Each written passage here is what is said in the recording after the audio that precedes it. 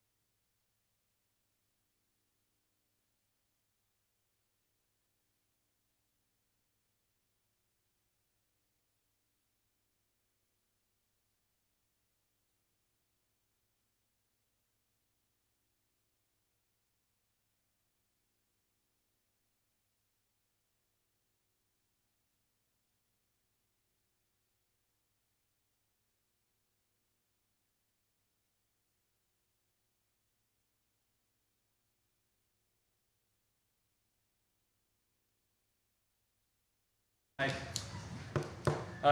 We'll run through this agenda and get any questions answered that we need to get answered.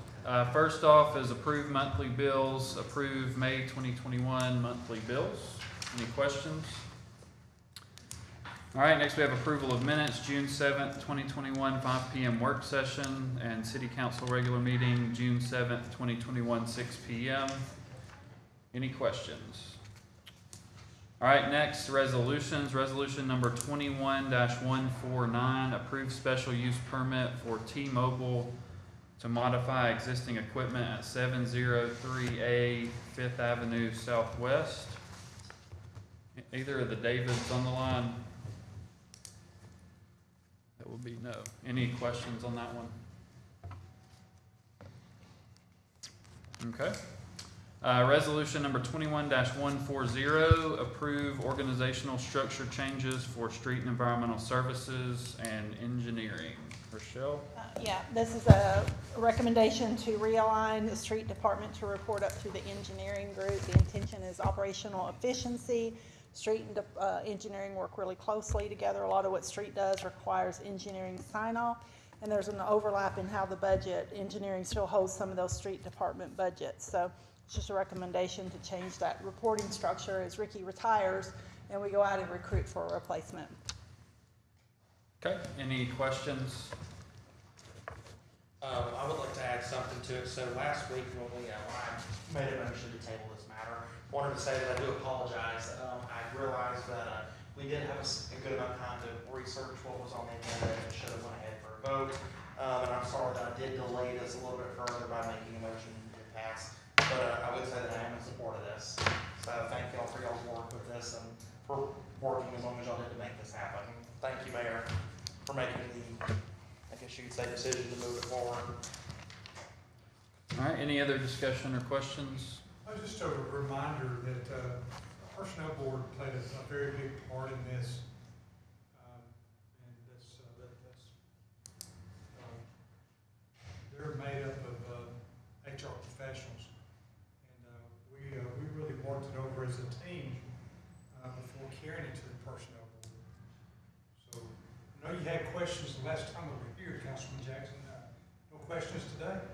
I didn't have any questions. I've been here for 25 years, Mayor, and I have seen how this department has worked and how the street and the sanitation department has coordinated its efforts for decades now. Not just now, but decades. And in being here for 25 years, I've seen a lot of that. These guys have been here for months. It's them that should have the questions regarding this, and not me, but we are having difficulty with, we have equipment issues, we have personnel shortages, and a lot of those things need to really be addressed before we start trying to reorg to see if we can run efficiently that way.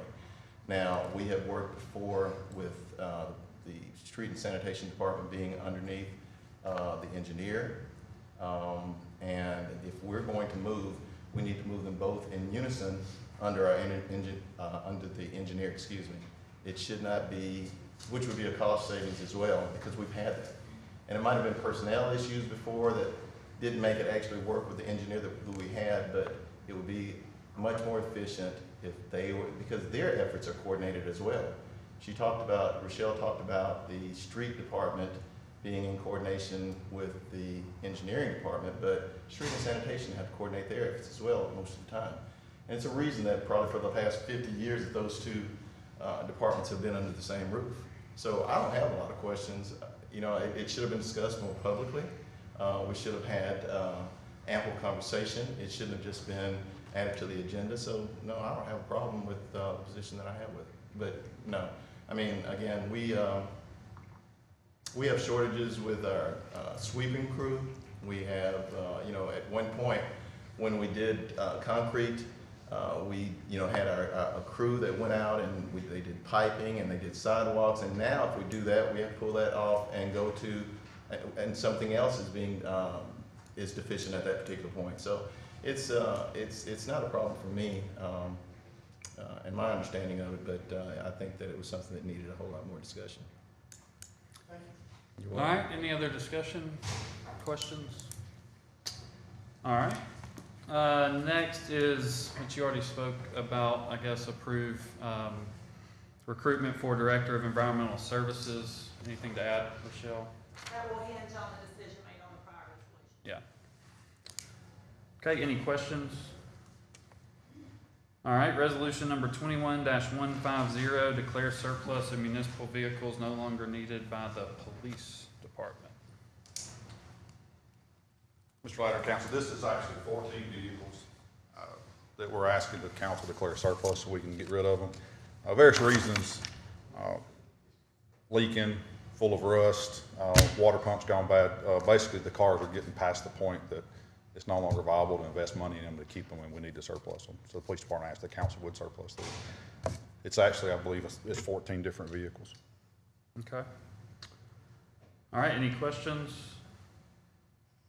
All right, the next one is resolution number 21-151, authorize police department to purchase message board. I'll let Ms. Dawn do this and explain this. She's a whole lot better explaining this than I am. Seven listed in that previous resolution. That's what I'm looking at wrong. 7 vehicles. The list I got was 14. You're saying, Just over what's on the agenda, I don't know. I'm just trying to help out here. well, I got the 14 from the 40. Yeah. That's what they told me it was. There is 7 on there, but we may need to get that. Okay, I will clarify that and straighten that up, but I got this straight before I came in here, but I'll make sure. I'm just trying to, if we need to do 14, we need to, Yes, sir, I'll make sure. okay, that's good, But- thank you. I was told 14 and now it's 7, but I'll find the error and I'll fix it. All right. Okay, thank you. Ready? Go ahead, Dawn. Okay, this is just one of those accounting technicalities. We have here a message board that, to be purchased, and they are not asking for any additional funding, but in order for finance to do a budget amendment, capital has to be approved by council. So they are wanting to do line item transfers from 2 of their operating accounts to their capital, and that's all it is. Okay. Any questions? All right, next is resolution number 21-152, authorize the mayor to execute a community service agreement with the Decatur Morgan County Chamber of Commerce. I can speak on this one. This was, John Seymour came to me, I guess, in the last budget cycle. There was no allocation given to the chamber for whatever reason, and they, as COVID has gotten better, they've started up some of their programming, and he requested that we discuss an allocation to the chamber for the final 4 months of the fiscal year. So that's what that was for. Any questions there? Okay. Next is resolution number 21-153, award bid number 21018 for auto body repair to the body shop. Yes, sir, this is a new bid that will become a standing bid annually. We recently breached the bid limit on it, so we put it out for bid. Got 1 response, and this was the body shop. Okay, any questions for Charles? All right, thank you, sir. Resolution number 21-154, approve signatories for the American Rescue Plan Act account. Dawn? Hello again. We are getting ready to draw down the first half of what the American Rescue Plan Act, they believe our award is going to be. Alan is working on getting that drawn down probably sometime this week. This is to establish a separate bank account for those funds in order to ensure transparency and be able to keep up with those funds a little bit better. Okay, any questions for Dawn? Thank you. Ordinance number 21-4462, approve annual ad valorem tax levy for financial year 22. No increase on our tax. Okay, thank you. Thank you. All right, any questions? All right, next we have board appointments. Reappoint Thomas DeJulian to the Educational Building Authority. Term expires November 10th, 2025. And that is Herman, that's his third term. Yes, it's a three-member board. Mr. Jujulian has been there 2 terms, and they're in the process of looking at a particular project and his experience. And this particular board does not meet that often. In fact, they only meet when there's a need for refinancing or another project. It's particularly for private educational groups. In this case, Decatur Heritage is involved. That's what it does. You just need to have 3 members on the board of terms that do not expire. That's what this does. Okay. Any questions? Okay, next we have appoint Brendan McCormick to the Industrial Development Board, term expiring April 2nd, 2027. Any questions? Next is appoint Bo Weinman to the Industrial Development Board, term expiring April 2nd, 2027. Any questions? I did check, Herman, they're both chamber members and have property in the city of Decatur. Okay, we will have 2 other items. First, we'll let Alan, talk about a park.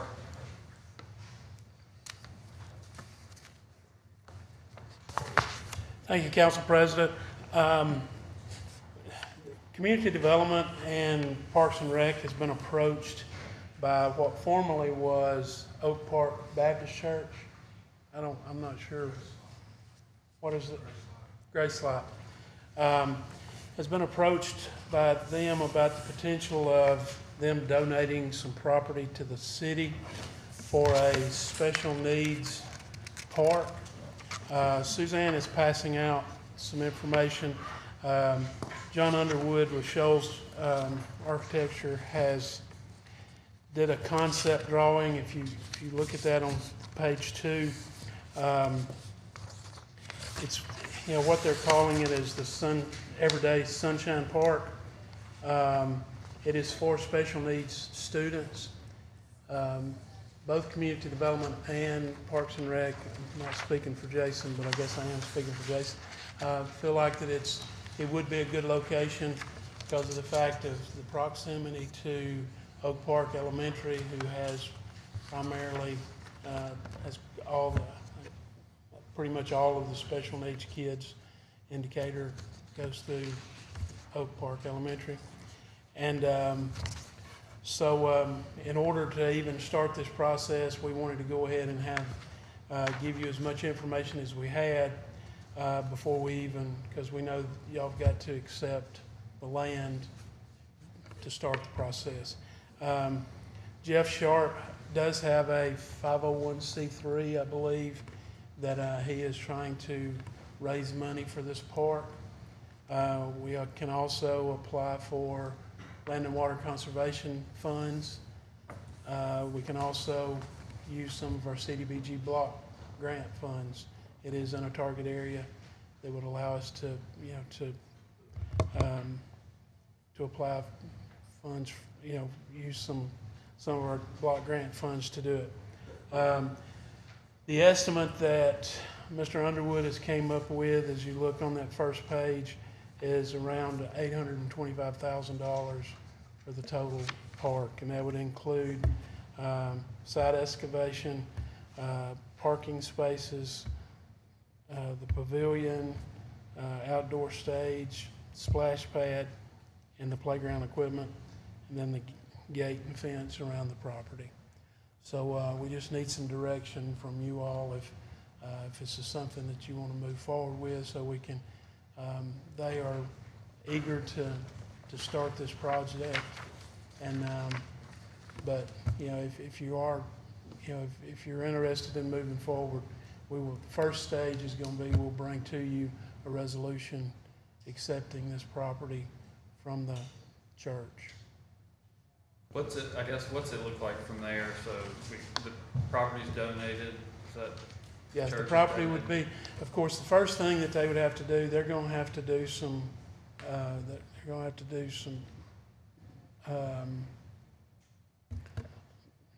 to have to subdivide the property that they've got because it's all one tract of land. So they're gonna have to subdivide that, to get that subdivided. Once it's subdivided, they would donate that to the city. And then after they donated it to the city, then we would start the process of, probably, you know, number one, we'd get the plans to start the construction, you know, to some construction drawings. And then we would, you know, start applying for either grants or, we'd do it in phases so that we could, you know, we'd be able to, you know, if we wanted to use some CDBG money to start, sort of seed money, and that would be my recommendation. And then we could apply for land and water conservation funds, which is a 50-50 between the city and the ADECA. And then we would also, and hopefully we would, if they're looking to raise funds also, then they would be able to, we could use their funds as a match toward the land and water conservation. Okay, any questions for Alan? Jeff contacted me, the question would just be what kind of cost could we potentially have, but I guess what's covered by grants and not. Yeah, again, if we applied for the land and water conservation grant, and just for all of it, you know, we're potentially looking at, you know, probably $450,000, I would say. Okay. You know, that, you know, he estimated 850, but, you know, we all know how that goes. I mean, so if we said 450, you know, that'd be 900,000. Yeah. And I do think we could use some block grant funds too, you know, to at least get the base, you know, maybe some of the structure in. But, you know, again, at the most, we would probably be looking at $450,000 if we applied for the full grant and we got all the, you know, land and water, and they didn't raise a dime.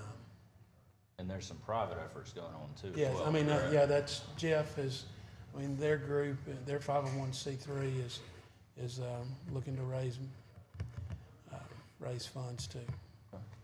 Yeah. I think the plan is awesome. A lot of people have put a lot of work and a lot of hours into this already. I think this has been going, I mean, the conversation's been going on for a couple of years now, Alan, and it's just, there's a need for this in our city.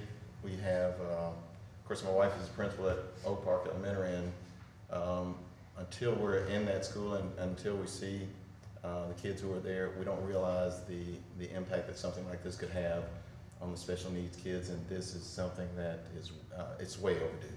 I mean, it is, because we don't have any such park like this that can accommodate the needs of our special needs kids, and being housed, well, being right there at the facility where most of these kids go to school, it's a no-brainer for me. Yeah, some of these sidewalks would allow us to connect the school to the park. So, you know, and again, you know, we've always got, I mean, we've got the CDBG funds. It is not, we have not put it in, you know, I've not included this in any of my plans per se, but.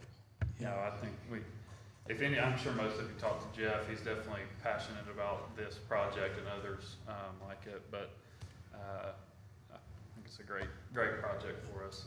I think it's a wonderful idea. I think it's something that the city of Decatur most definitely needs, and I think it'd be utilized in a bunch of different ways, and it's something that I'm looking forward to hopefully seeing the city of Decatur soon.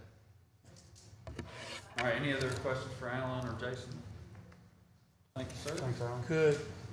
Can I proceed with at least getting them On the next, yeah. on the next available agenda to Yep. accept it? Okay.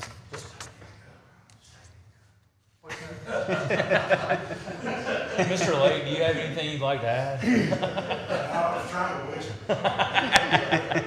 Just take a yes and shut up. Thanks, Alan. Wanda's up next.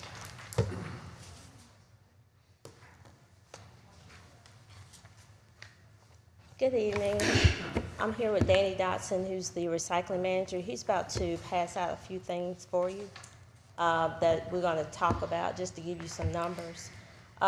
Exactly a year ago this week, we had to restart our recycling program because of a a brief shutdown due to COVID. You know that we lost our DOC labor, and which we hope to get back soon. But we had to rethink the recycling program, not only the MRF, or the Materials Recovery Facility, but also the collection side of things in regards to the City of Decatur collections. So we did that, and we started back a year ago this week. One of the things that we learned during that shutdown was the value of this program.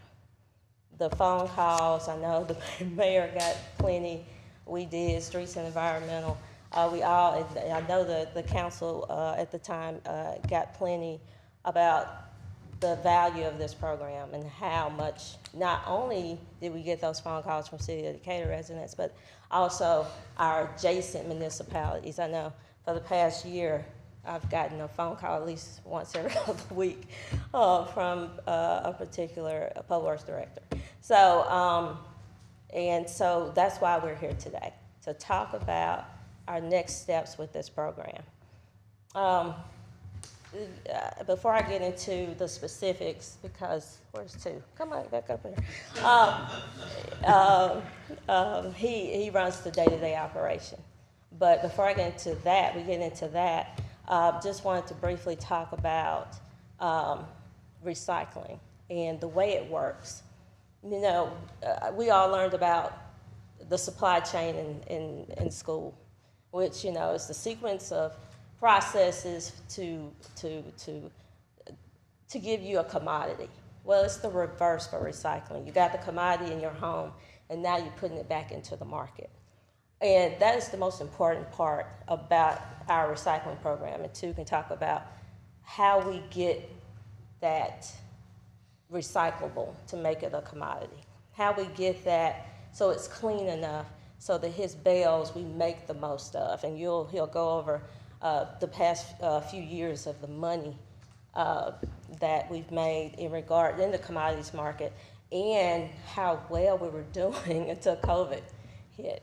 But so just keep that in mind when he's fixing to go over that. But you know, our recycling program is a regional recycling program. We have here a breakdown of not only us in Morgan County, but we got Coleman, Athens, and Hartselle. But we also have regional partners. We have the Decatur Public Schools. So it's a regional recycling program. Paper, plastic, ones and two plastic. Cardboard is what we get more of. Aluminum, and also tin and steel. Right now, the program is funded through the landfill. It's about $1.1 million. We, over the past few years, have brought about $250,000 back into the program. So it's about $800,000 that the landfill kind of put into the program. And with that, the cost on a monthly basis is about $70,000. So Danny has done an awesome job with finagling in the commodities market, going as far as, I think, Pennsylvania to sell some things to get the best dollar. So we're going to talk about what he's done in regards to those numbers. He's going to talk to you a little bit about what we bring in, and we can answer any questions. All right. So y'all know Corona just about killed us. Everybody knows that. Starting July 1st, we're supposed to have our corrections guys back. We're going to be back full swing. Right now, we're running about a third of staff of what we usually run. And we're just running the City of Decatur and Morgan County. And what we're talking about is, you know, the tonnage that we had in 2019 versus 2020 went down, you know, at least half, close to it. We take anything from cardboard, mixed paper, newspaper, number one, number two, plastics, steel tin cans, and aluminum cans. And the market's just like the stock market is. Prices go up and prices go down, and you just have to go and get the best price from whoever is offering the most money. And that's what we try to do. Try to get back as much as we can from what we do. About 50% of what we do is corrugated cardboard. and it usually brings, market value of it is usually more than anything. And your number, your natural HDPE, which is like your milk jugs, they're like gold now. If we could recycle just that, we'd be doing great. You know, we could send a load of those out a week. But, you know, all this stuff has to be hand sorted. It's not a machine that does it. We dump it on the floor, push it in the hole, it goes upstairs, and there's somebody's hands touches every piece of it. So, and what we're thinking with the guys coming back, we hadn't done Athens, Hartsville, or Coleman. They've been out since Corona hit. We hadn't been able to take them back because we don't have enough employees right now to sort all that. And with us getting our DLC guys back, it's going to enable us to go ahead and start that back a month or so down the road after we get them back rolling. So one of the things we're proposing is a processing fee. You can see with the, and I'm looking at Athens in 2018 brought in 528 tons. You guys have 19, 20, and 21, but I went back to 18, and that would bring us about $11,000 annually. It doesn't sound like a lot, but the things that we do need in regards to maintenance and just keeping things going, that would be significant to us. Also with Coleman, it was 186 tons, which was about $4,000. And also Hartsville brought in 468 tons, which is almost $10,000 a year. That $21, where we come up to $21, it costs $27 to throw away the trash. And so this would be more of an incentive. 21, mainly because the $1 has to go back to the state. We are mandated to pay a fee back to the state. And that's how we came up with the $21 a ton. So you have any questions? So has been no processing fee? There has not been a processing fee. No, it's been purely funded through the enterprise fund. Now, you're looking at a processing fee for all entities or just? We're looking at all entities that want to recycle with us. The industrial partners also, but not all entities in regards to Decatur or Morgan County, but any adjacent municipalities that want to partner with us. Okay. So there would be no extra fee on our citizens? No. Okay. And did I hear you right, where it costs $27 to dispose of garbage, Yes. but $21 to recycle it? Right. Okay. I'm sure you've got the same calls, but Mayor Garrison Hartsville called. He was wondering when we'd be able to do his recycling again. He was very open to paying for it. I don't know about the other entities, but Yeah, we talked to Athens. I know you've spoken about Coleman, yeah. it seems like we're providing a service for them. Yeah. We should be compensated for it. Yes. Definitely. Okay, any questions for Wanda? Thank you. Thanks, Wanda. All right, anything else from any directors? Mayor? Yes, sir. Okay.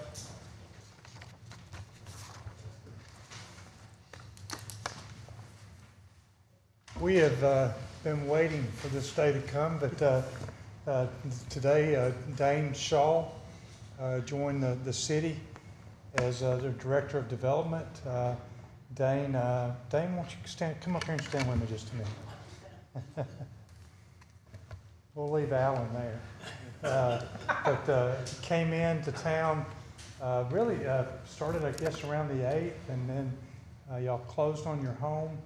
And then Saturday you came and Katie, Brooke, and Caroline. Right. So you have the whole family here, and went through orientation today, and that was a full day. And now we're going to get out and start visiting with all of our entity partners, as well as we're going to spend some time in departments even. So got a lot of work, but we just wanted to introduce Dane to everyone here. Those that are watching online, and to our council. And we're excited about having Dane with us. And he'll be experiencing the water hose or fire hose effect here for a little while. So anyway, thank you for being here. Yes, sir. Thanks, Dan. Good to have you, Dan. Thank you. Thanks, Mayor. Anything else from council? All right, that's it. Thank you.